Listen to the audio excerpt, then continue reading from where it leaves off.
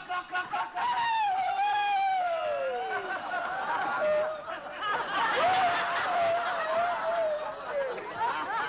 will the pigs do without you, Uncle? Remember these are the cows when you get back home?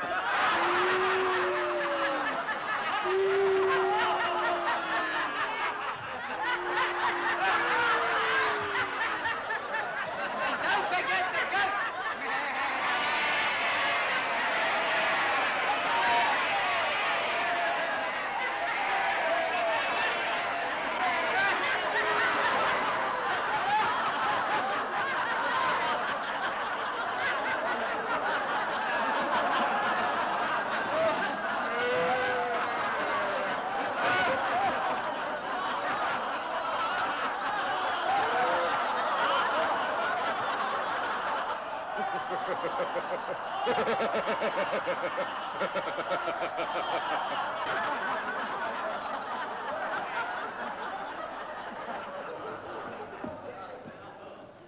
How wonderful to see you again, dear Uncle Claudius. I thought you were on your farm. I was You were ordered to attend. I hear that you're teaching your pigs to read. Is that true? My pigs, why? So as to have readers for all the Roman histories you write.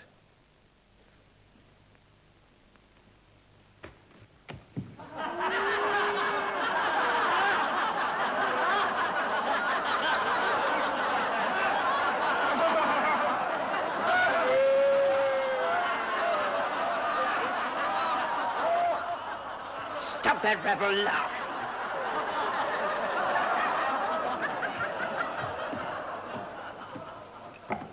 Grandmother, you remember my dear Uncle Claudius, who prefers the society of pigs to that of the court? I have asked Claudius to be present at these ceremonies and to be my guest at dinner tonight. But Grandmother, think of his table manners. Be silent, you impudent puppy. You take your uncle for a fool, but he's not. I sometimes think he pretends to be one so as to make fools of us. Far from being a fool, he's the last decent man left alive in Rome. One can rely on him. If he makes a promise, he keeps it. And when he swears to the truth, it is the truth. Am I right, Claudius? Don't let him start talking. He might have a stroke. And you, Claudius, you think this nephew of yours a harmless buffoon, but I know better. He's the vilest, most despicable little reptile the gods ever created. He's unscrupulous, dishonest. Vain, spiteful, lecherous, and cruel. You flatter me. Enough, be silent. I shall remember, Uncle, that you are not quite so stupid as you would like me to believe you are.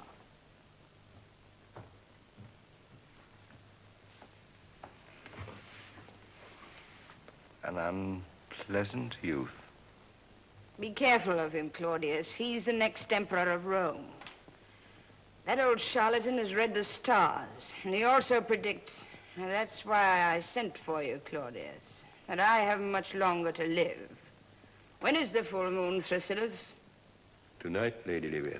He claims the full moon will see my death. If he's wrong, I'll have him killed. And if he's right, I'll take him with me. I can use a clever old vulture like that, even in death.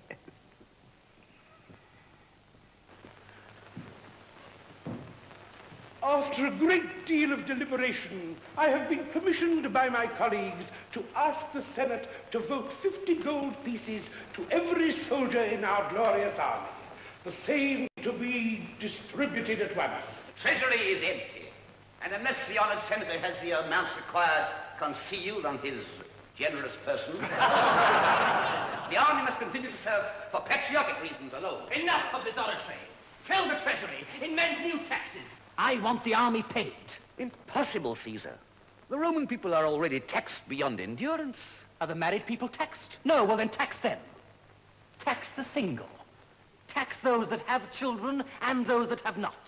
Tax those who ride and those that go on foot. Tax those that have doors and windows, and tax those that haven't any. I don't think it will be necessary to take extreme measures. I propose that we double the existing taxes. The people will not complain at having to pay for the privilege of being ruled by so profound a thinker as the illustrious Caligula. I could not have expressed such lofty sentiments better myself.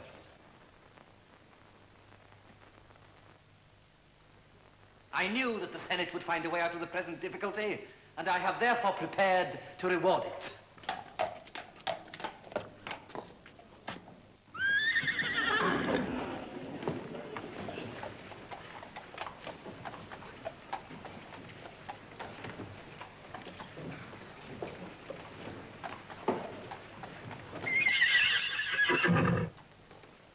I now honor this noble house by appointing Incitatus, the greatest racehorse in the empire, a member of the Senate.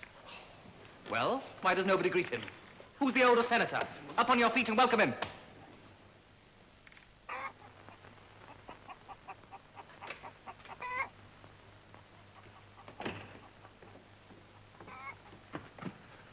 We've been waiting for hours, Doctor.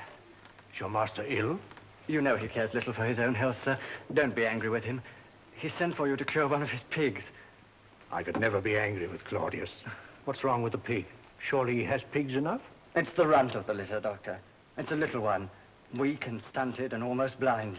There's one like that in every litter. And that's the one your master loves, eh, Narcissus?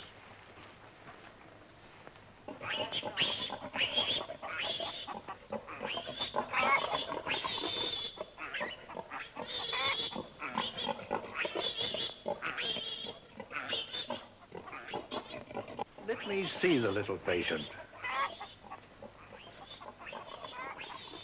Claudius, bad news, that's why I'm late. Rome's a madhouse. Tiberius has been dead for a week and no one knew. Who's emperor?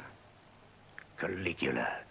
They say that he choked Tiberius to death with a pillow and tore the ring from his finger even before he'd stopped breathing. Caligula. Emperor. His soldiers tear people out of their homes in the darkness of the night. It's fortunate we live in the country, Claudius. Who knows Caligula's blacklist?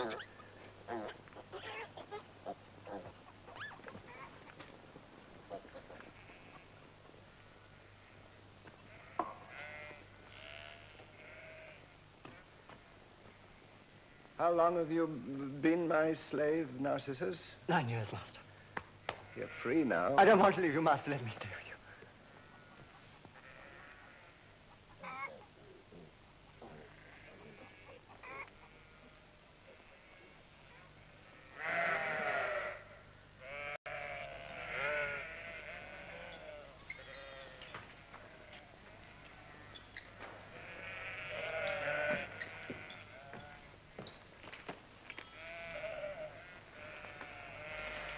Are you on Caligula's blacklist? Then there's still time for you to flee. It'll be months before your turn. You can easily leave. My speech and my foot would betray me anywhere. Besides, why shouldn't Rome's misfortunes be mine?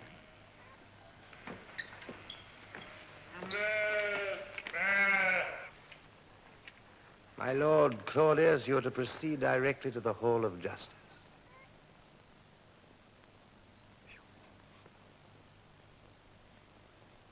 What do you want with him? He's never harmed a fly. We are not here to judge him, but to arrest him. I'm his doctor. He's ill. Not ill enough. My orders are to bring Claudius or his body. What are you going to do? I'm more frightened than I thought I'd be.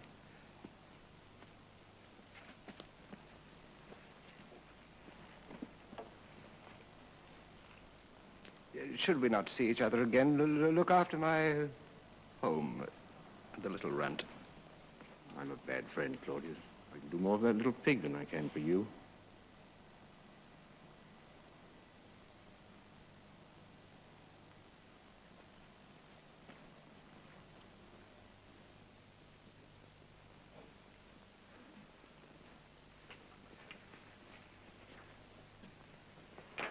Come on. Have I been here long? 7 days since the Emperor became ill. He must be feeling better now that he's asking for you.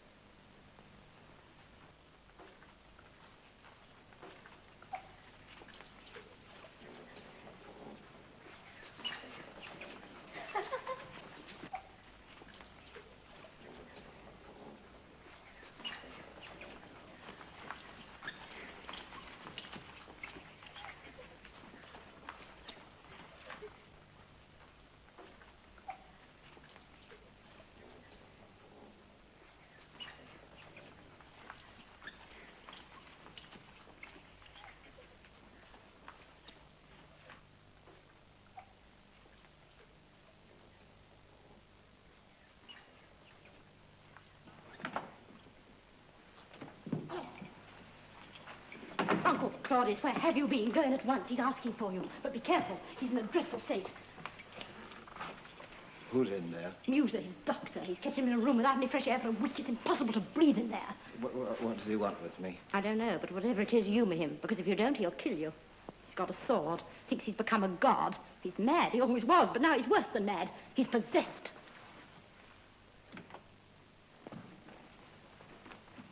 Ah, my Lord Claudius, I hope you're well. Is that old quack Xenophon still treating you? He's my best friend. I think I could cure that stutter of yours.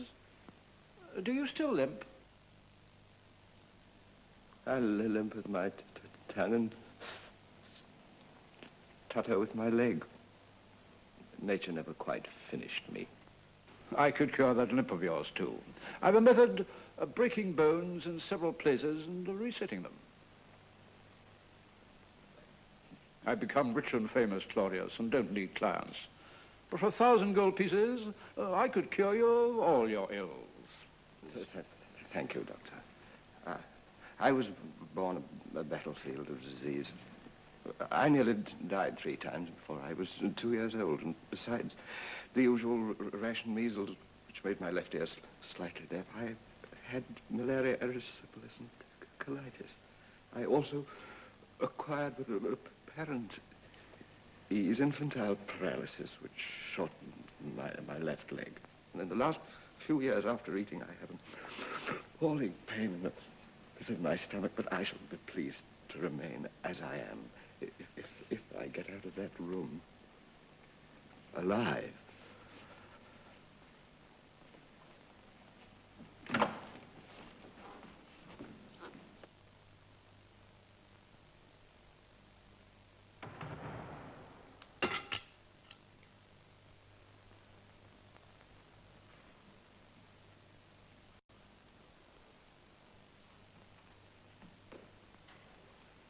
Down on your knees.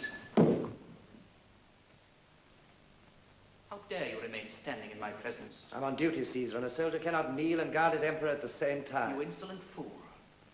Down on your knees!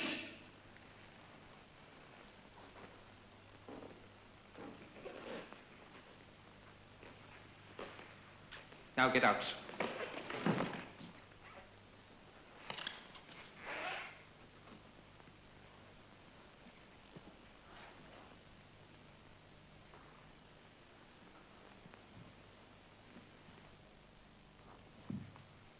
Good to see you're better, Caesar. I haven't been ill. I'm simply undergoing a change. It's the most momentous transformation that any human being has ever achieved. A prophecy is about to be fulfilled. I am being reborn. I hope your condition is not too painful. It is painful to be one's own mother. Well, idiot!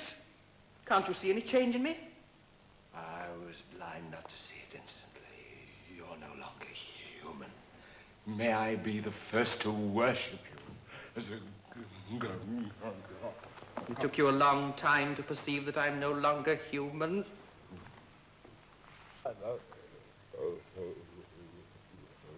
Have mercy, I was overcome. I've only been used to the pigs. My first act as God shall be one of clemency.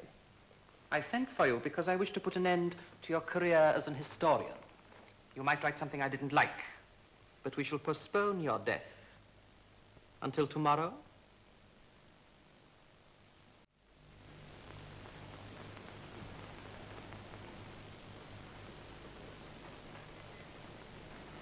Isn't she fantastically beautiful?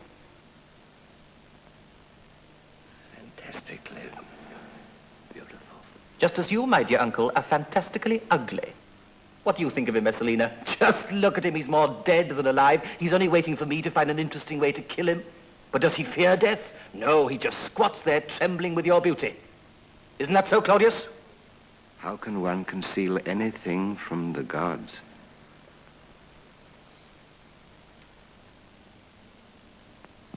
Claudius, I've decided.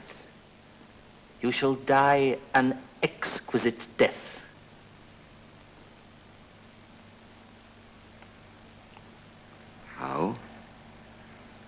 God and my master.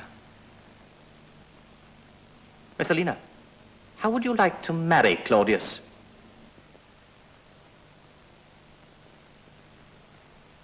My family have other plans. What plans? I'm promised in marriage to another. Who? Valens. Valens? He's no one of importance, Caesar. A captain of your bodyguard. So you don't wish to marry Claudius, Messalina?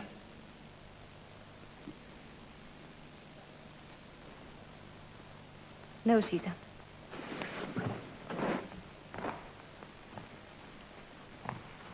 Get up.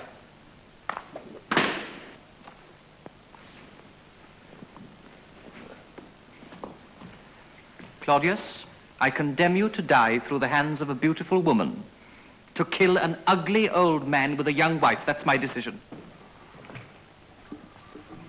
This union should be an event for all Rome. Eh, Senator? And for the medical profession, Doctor. An old idiot and a young dancer. A remote descendant of Julius Caesar married to a remote descendant of Augustus. What do you think the result will be? A pair of crutches. You Caesars only how stupid your jealousies are. Come now, you two. Embrace. Give me a sample of your affection. Behold, I am generous as only a god could be. I sentence you to death, Claudius, in the most beautiful possible way.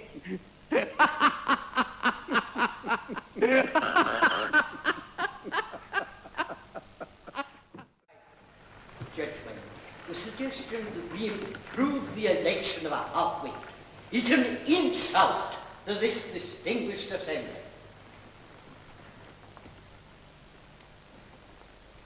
Before we adjourn for dinner, may I be permitted to point out that the proposed emperor has one leg shorter than the other? And may I also draw your attention to the fact that this leg being shorter is probably responsible for the other leg being longer? Senators, the cause of the Roman Empire could find no better champion than Claudius. I am ready to stand at his side. Whether the Senate endorses our choice or not, I'm afraid it will be compelled to accept it. Are you out of your senses? You freed us from the tyranny of a madman, only to deliver us into the hands of a stuttering idiot? We'd become the laughingstock of the whole world if we accept this dummy as emperor. My lords, I respect the constitutional rights of this noble house and would only accept the acclamation of the army if this noble house elects me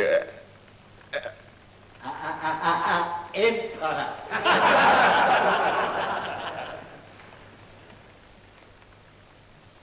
My Lord Sentius, I did not know you could also stutter. I thought your talents were confined to neighing like a horse.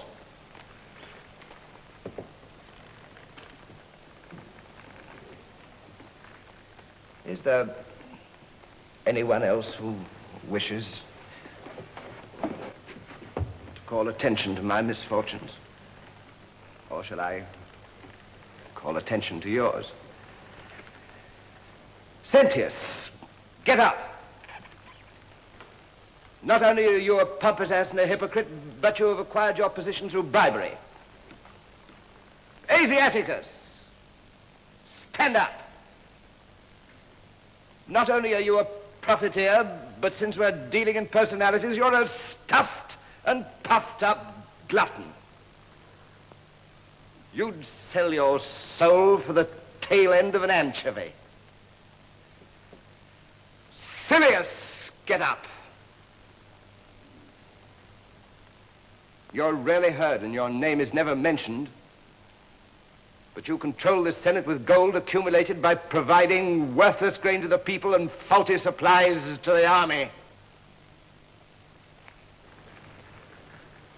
since no one else seems eager to show his eloquence, I will inform you of the conditions upon which I will accept your support. I, Claudius, will tell you how to frame your laws.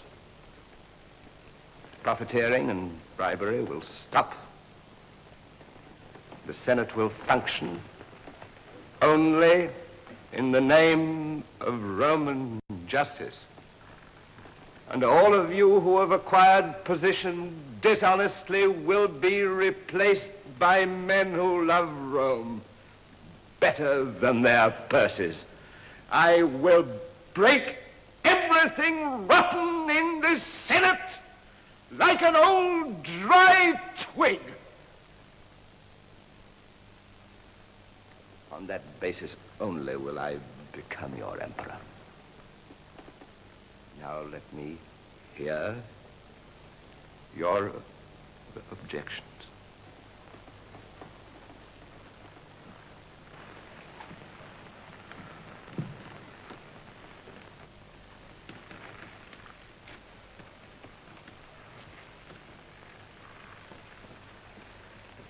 Now I will give the army the terms on which I will accept.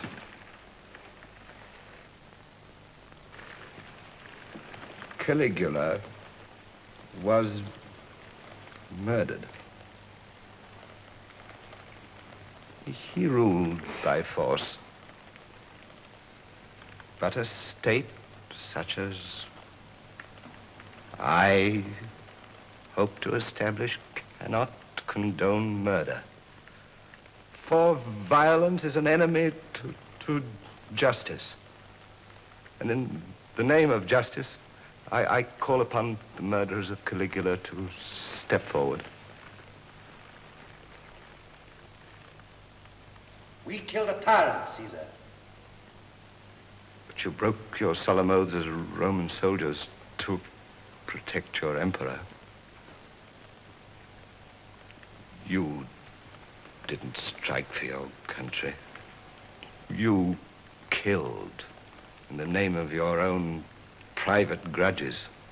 I was with you, Cassius, when the tyrant kicked you, but you were not content with one single murder. You caused the death of Caligula's wife and of hundreds at the palace. What fate do you consider you deserve? Death, Claudius.